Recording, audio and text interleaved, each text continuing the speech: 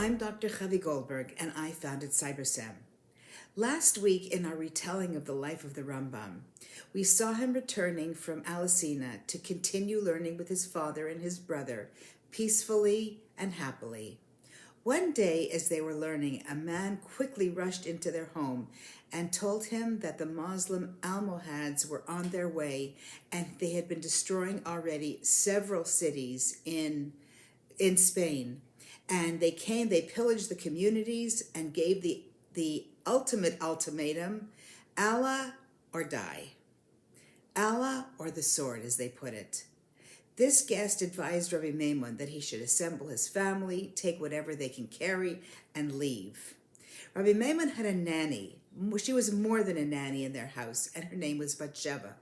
As the family was preparing to leave, as she was putting together the food for them to take with, she told Moshe and David, his little brother, that she was not going to come with them.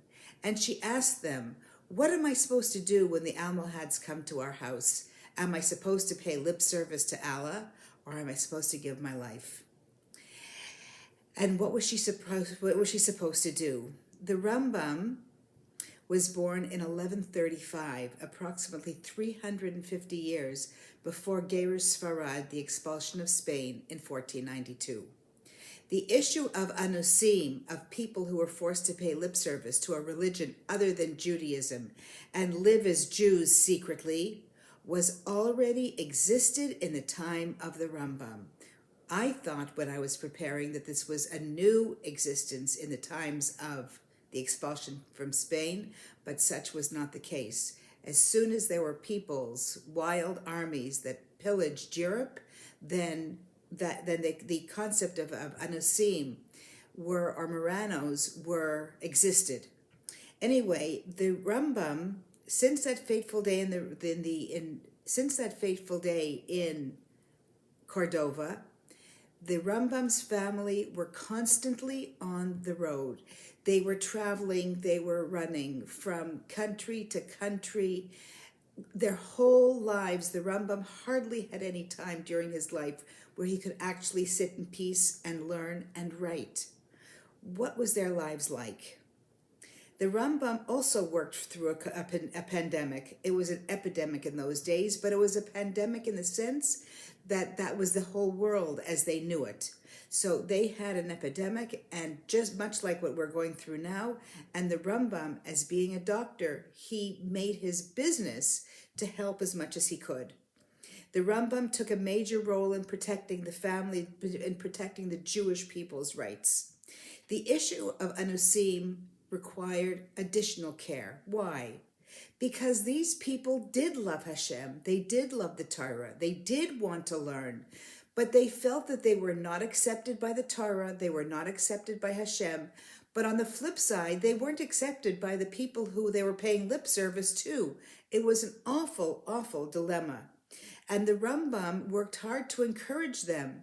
There were Rabbanim who lived at the time in different countries who did not personally go through the threat of their lives from a wild army.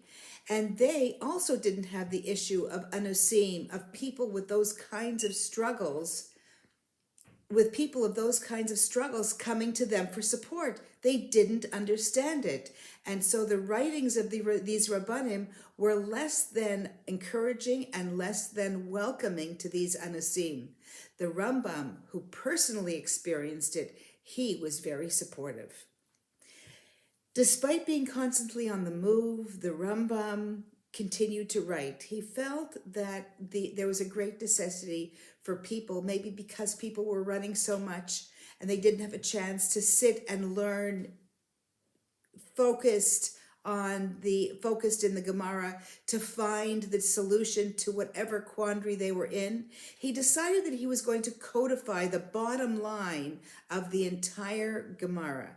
He wrote a Perush, a commentary on the Mishnayos, and he codified the entire body of Gemara, which we call the Mishnah Torah, or the Yad HaChazaka.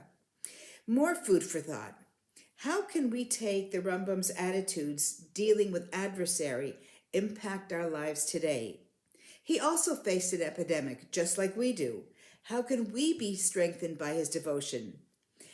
And in conclusion, and this is another lesson that I really feel is so important to share, the Rambam's perseverance in learning Torah, despite being ousted from his father's home, is a huge message to young people.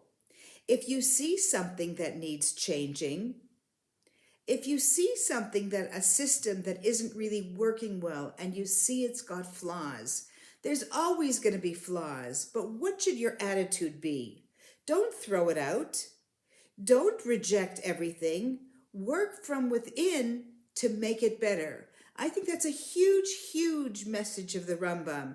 By coming back and living with his father despite his shortcoming, despite his short temper, despite his irresponsible comment to his son that we heard last week or 2 weeks ago. Take your pain and allow it to catapult you into positive change like the Rambam did.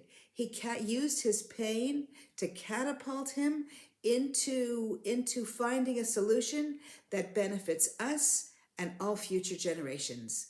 Hatzlacha, and we'll see you with another topic next week.